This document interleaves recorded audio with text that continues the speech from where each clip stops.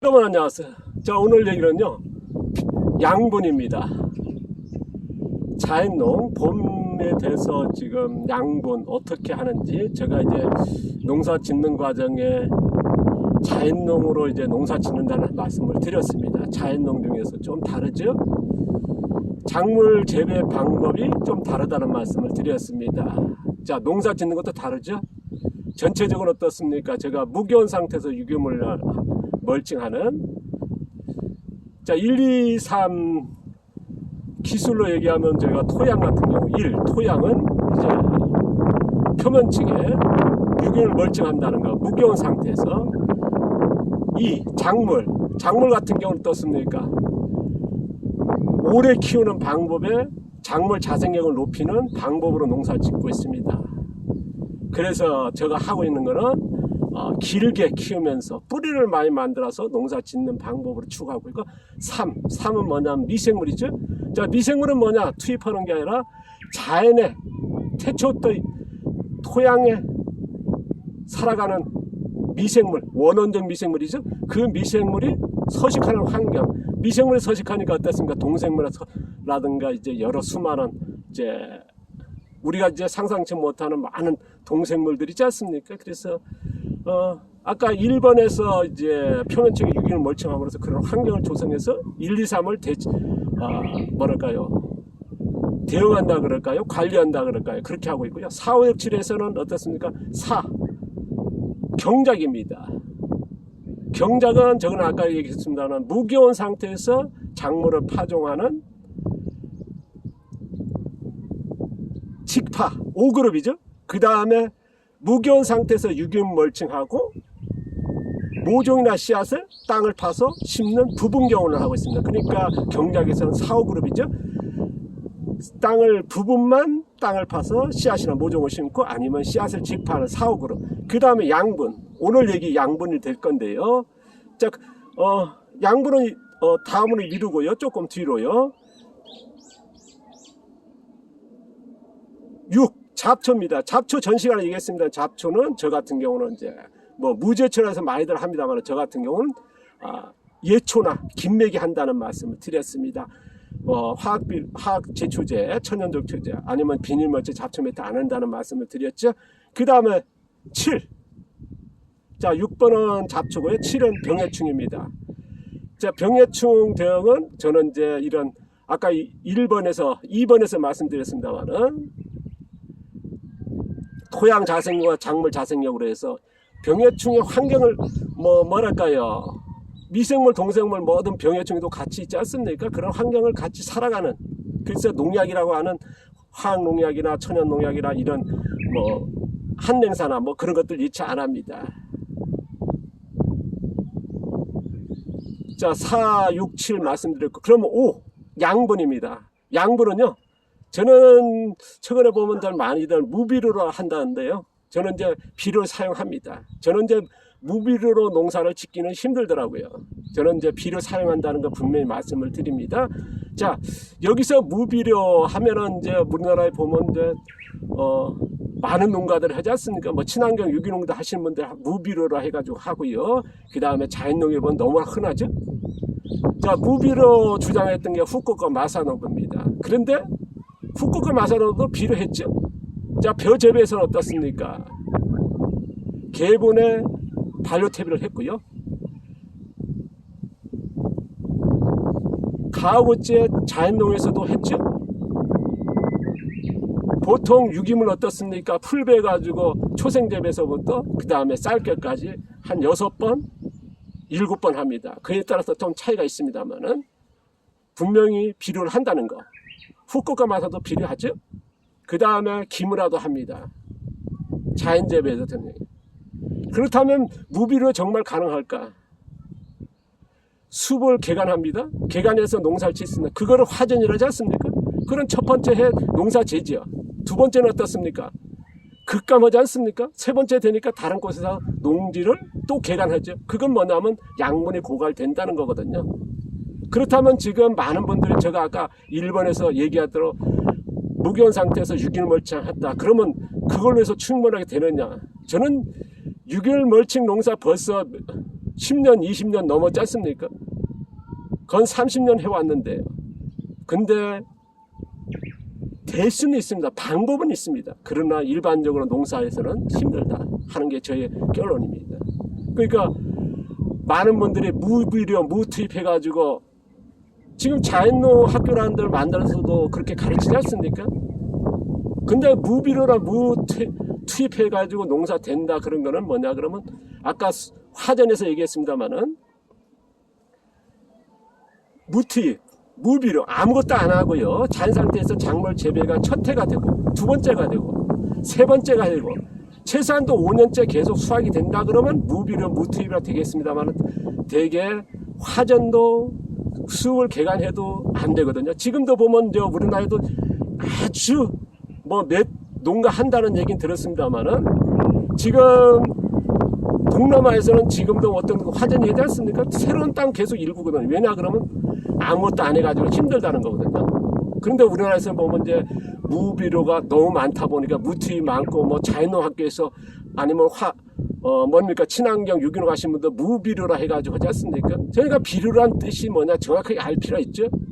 어원이 토양과 작물에 영향을 끼치는 유기물과 각종 물질을 비료를 하지 않습니까? 그러니까 화학비료, 퇴비, 개분, 우분, 돈분, 유바 이런 것들 다 포함되고 풀도 마찬가지입니다.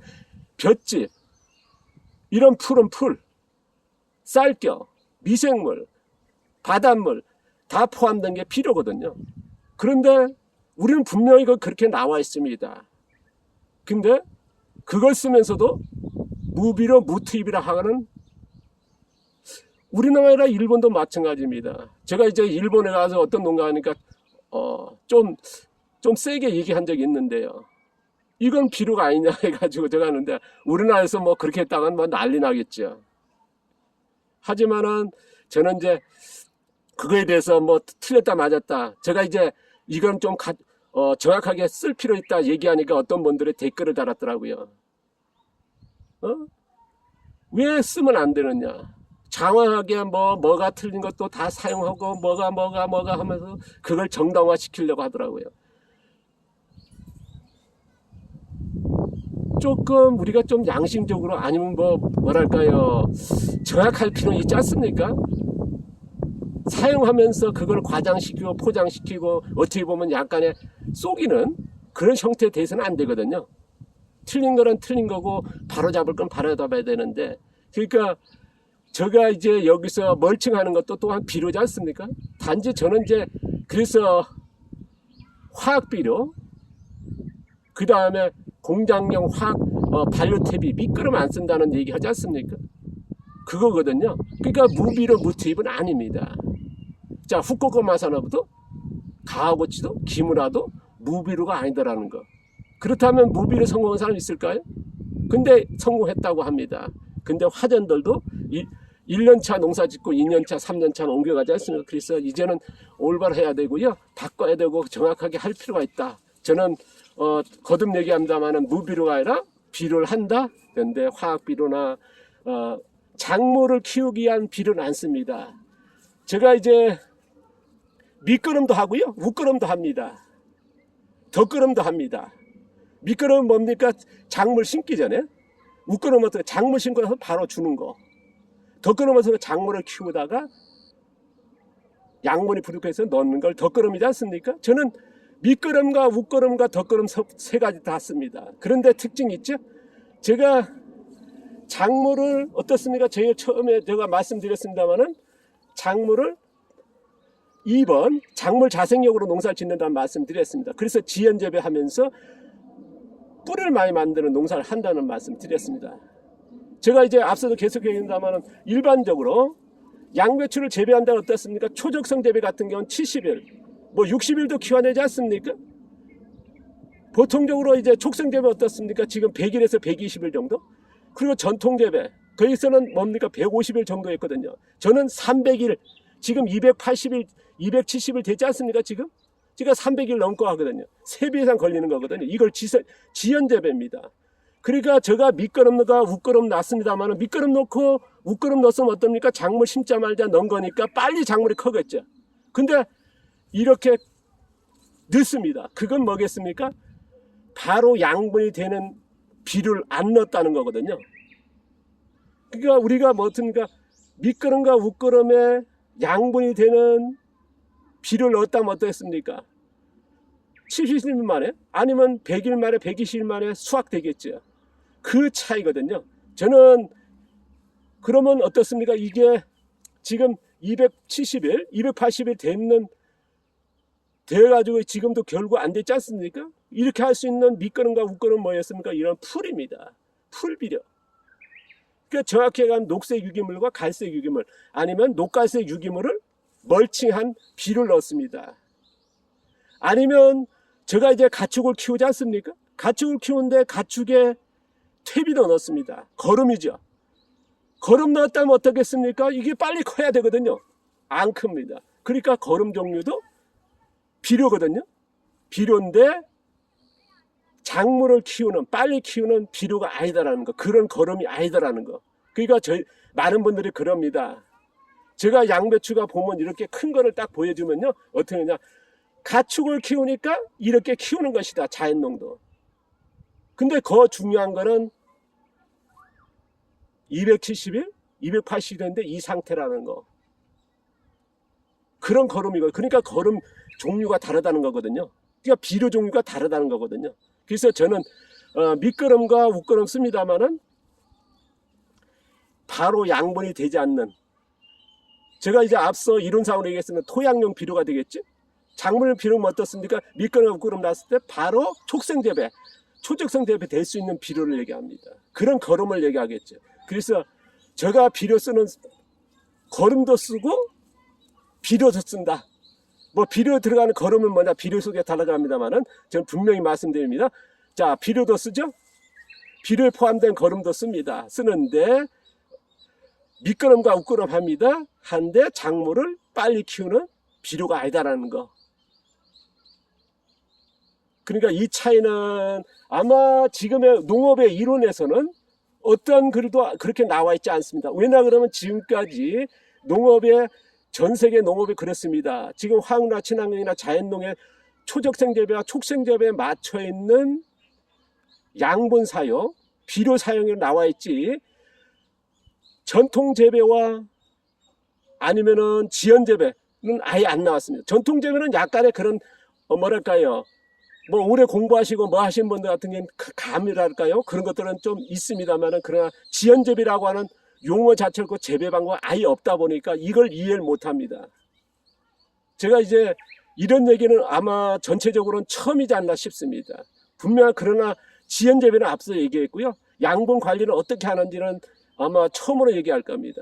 그러나 분명히 지연 재배 한다는 건 뭐겠습니까? 작물을 빨리 안 키우니까 촉성 재배와 초적생 재배가 안 된 거거든요. 그러니까 많은 분들이 그럽니다. 아까도 얘기했습니다만 거름 사용한다. 분명히 거름 사용합니다. 하지만은 촉성 재배와 초적생 재배지 않는 거름. 그러니까 이것도 지금 안 나와 있거든요.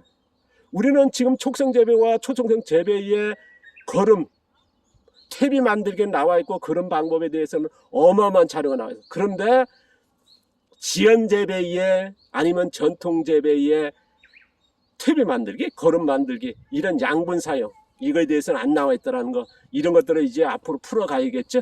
자, 오늘 얘기가 좀 길어졌는데 또 앞으로 계속 이어서 말씀을 드리겠습니다. 저는 비료 사용합니다. 거름도 사용합니다.